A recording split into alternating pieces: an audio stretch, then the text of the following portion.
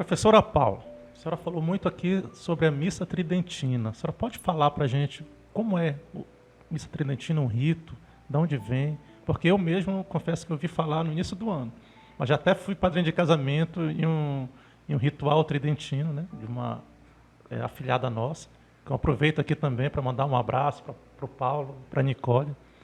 E a senhora poderia explanar para a gente um pouco? De maneira bem simples, assim, é a missa que por séculos e séculos da igreja era celebrada, da mesma forma. Hoje eu disse para o pai, olha, era essa missa que era celebrada nos mosteiros, foi essa missa exatamente a que a gente assiste hoje, lá por exemplo, lá na Igreja do Rosário, quando Pedro Álvares Cabral chegou, quando a esquadra chegou, afundou e foram celebrar a primeira missa no Brasil, era a missa tridentina que era celebrada. A missa de grandes santos. Que Os formou santos grandes rezavam santos. dessa forma. Inclusive, o próprio Padre Pio, que chegou nesse confronto, quando estava a mudança de missa nova, que é uma coisa recente, as pessoas às vezes não sabem. Tem gente que pensa que sempre foi a missa no vernáculo. Todo mundo pensa assim, não, sempre foi essa missa. Vernáculo é a língua falada. Em português, né? Então, ou na língua de cada país. E as pessoas pensavam que não era assim. Não, é uma coisa recente. 1962, 1965, é por aí que houve essa mudança. Até antes, a missa era exatamente essa que tem aqui no Rosário, com umas pequenas modificações. Ou seja, tem todo um conhecimento, toda uma grandeza consolidada através de séculos, que se foi assim, ela foi formatada, digamos assim, de São Pio V. Então, houve, quando juntaram essa missa, pegando pontos, inclusive, do que Jesus fez com os discípulos na última ceia, pegando um pouco dos ritos, condensou e fez. E, ao longo do tempo, foi a mesma. E o que diferencia, basicamente, da missa, que a gente chama missa nova? A missa que acontece na maioria das paróquias, que não é a missa tradicional. Número 1, a língua, porque a língua é o latim. E não é uma coisa, como eu vou entender se está em outra língua, e o latim já é uma língua chamada morta, né? Por que uma língua morta? Eu disse, justamente por ser morta, é que ela não tem alteração. Em português, ao longo do tempo, as palavras até mudam de sentido. O que antigamente tinha um sentido inocente, com o passar do tempo, pode estar totalmente diametralmente oposto ao que era o sentido anterior, porque a língua está em constante uso e sofre essas modificações. A língua morta, não. Ela manteve fielmente o seu sentido, porque ela não é mais alterada. Do nosso dia a dia. Então, é uma língua sagrada. Quando vai rezar e nessa outra língua, traz uma sacralidade maior, né? Traz uma concentração maior. Sabe que você não está na esquina comprando pão, você está realmente num ambiente diferente. Então, traz esse valor também, traz essa importância. Por exemplo, na época de Jesus era o aramaico que se falava, mas no tempo era o hebraico. Então, tem sempre a língua sagrada. E até hoje, todos os documentos da Igreja Católica são primeiro publicados em latim. A renúncia do Papa Bento XVI, ele fez em latim. A maioria não entendeu. Não sabia nem o que estava acontecendo. Por quê? Porque a maioria dos padres já não sabia latim. Então, eles não sabiam, ele estava renunciando, estava naquele momento dizendo que ele ia sair, e a maioria não estava entendendo. E é por isso, os primeiros documentos são sempre em latim. Mas, olha que interessante, é isso que eu ia dizer. Olha que interessante. Se eu tenho uma língua comum, o latim, eu posso assistir essa missa em qualquer lugar do mundo, como já faço. Quando a gente viaja, antes da pandemia, qualquer lugar que a gente ia, onde é que tem missa tridentina? Eu participo, eu sei, eu falo, eu sei todas as orações, estou participando da missa como se estivesse aqui na Igreja do Rosário. E aqui em Belém, na Rússia, na Alemanha, em qualquer lugar, eu coloco. Missa. Ao mesmo tempo, para o sacerdote também é positivo. Por quê? Ele tem a obrigação de celebrar pelo menos uma missa por dia. E quando ele viaja? Se ele não encontrar fiéis, se ele não encontrar uma igreja que fale a língua dele, que permita ele celebrar. Se ele souber em latim, ele celebra em qualquer lugar do mundo. Vai numa paróquia de missa antiga, ele celebra e todo mundo vai saber o que ele está dizendo. E, ao mesmo tempo, não vai ter dificuldade para ninguém nesse sentido. Então, isso é a unidade que a igreja tinha. E que, a partir do momento que isso foi diluído, eu precisava, por exemplo, já assisti Missa Nova em Paris. Aí eu não sabia o que estava dizendo, mas, ao mesmo tempo, eu sei o que está acontecendo. Eu sei quando é o ofertório, eu sei quando é o momento da consagração.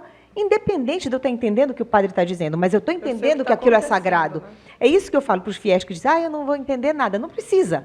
Você vai saber exatamente o que está acontecendo. Você vai ter claramente o sentido do sacrifício, que é a renovação do sacrifício de Cristo de forma incruenta, que está acontecendo ali. Você vai ter essa noção. Você vai saber exatamente o que está acontecendo. E mais que tudo, você vai ter a sacralidade. Quem quer entender pode entender. Existem missais, a pessoa pode ir atrás. No missal tem o que está sendo falado em latim e do lado em português. Você acompanha tudo. Você acompanha, você sabe o que está acontecendo. E as leituras são no vernáculo. As leituras são, por exemplo, o evangelho e tudo, depois que ele lê em latim, ele tem que ler também na língua portuguesa. Depois, com o tempo, fica mais fácil acompanhar. Né? Muito mais fácil. Assim, primeira barreira, a língua. Segunda, por incrível que pareça, uma das barreiras é o silêncio, porque o homem contemporâneo não está acostumado a silenciar. Ele está acostumado ao barulho, ele está acostumado à agitação, à correria. E ali não, ele tem que parar, contemplar, e aí sim, todos olhando para o mesmo lugar, que também é uma coisa, o padre está de costa, de jeito nenhum. O padre está de frente para Deus, Deus está ali no sacrário. Eu acredito piamente que ele está ali em corpo, sangue, alma e divindade. Então é para lá que eu olho. O padre também. Imagina eu estar aqui falando, conversando com você, virada de costa, falando para a parede. Não. Né? Eu estou falando para quem é mais importante. Então, se eu estou ali, eu acredito que Deus está ali. Não posso dar as costas. Não posso dar as costas. A missa é para Deus. Né? A missa não é feita para os fiéis. Os fiéis estão Deus. Juntos, rezando e na ponta desse barco, lá na frente está o padre, levando toda a igreja junto com ele a adorar Nosso Senhor.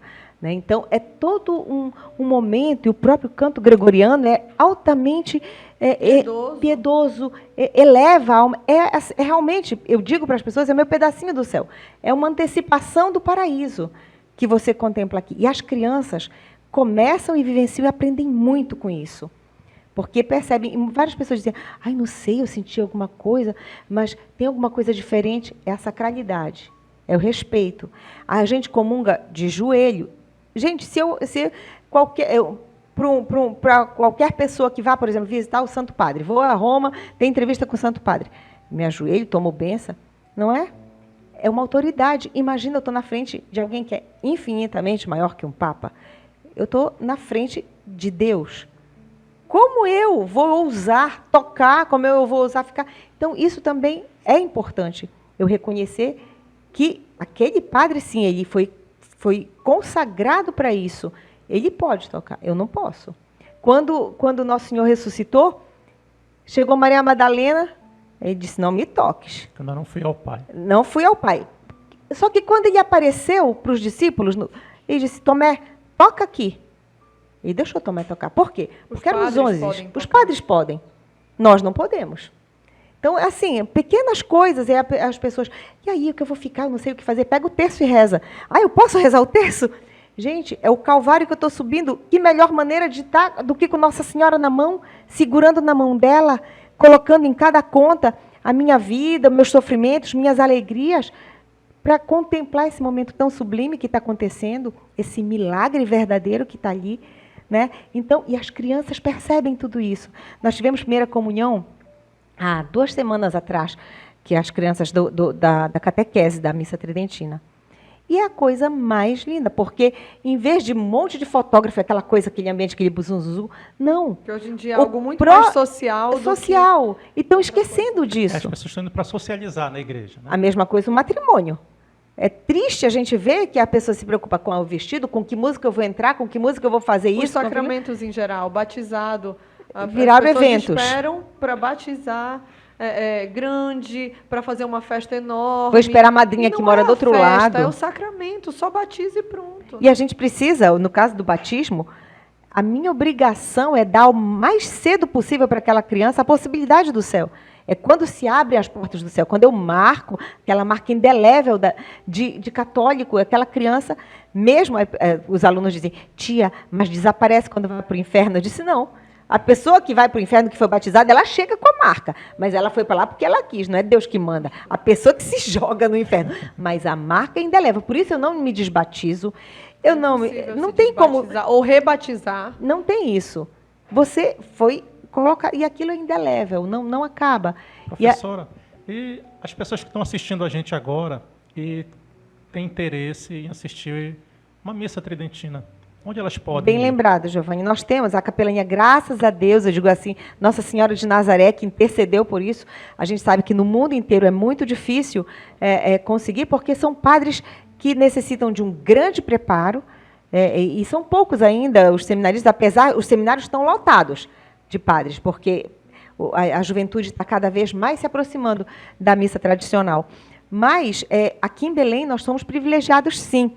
Nós temos esses padres do Instituto Bom Pastor, que tem uma capelania aqui, com a anuência do nosso arcebispo, e as missas dominicais são na Igreja do Rosário. 10h30 da manhã, é o que a gente chama de missa solene, com canto gregoriano. Eu nunca fui, o que eu vou fazer? Vá de espírito aberto, vá sem preconceitos, e se permita esse momento de oração. Faz de conta que está numa adoração, mas uma adoração para valer. Não é uma adoração para ficar sentado olhando sem fazer, não. A gente adora a pessoa de maneira de adorar mesmo, né? E tem véu para emprestar? Tem véu para emprestar, tem livreto para você ler, o que você quiser. E não se preocupe com isso, só contemple. E veja que maravilha a nossa religião católica oferece. Que preciosidade a gente pode contemplar. Durante a semana, os padres têm missa na Casa Canônica, que é na casa onde eles moram, né? Então, a gente, qualquer coisa, procure, a gente informa esse endereço, porque eu não, acho que é Alameda Anésia... Anésia Meira. Passando e qual é o número? 79.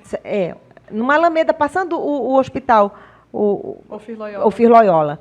E lá, eles têm missa diária, 2 vezes por dia.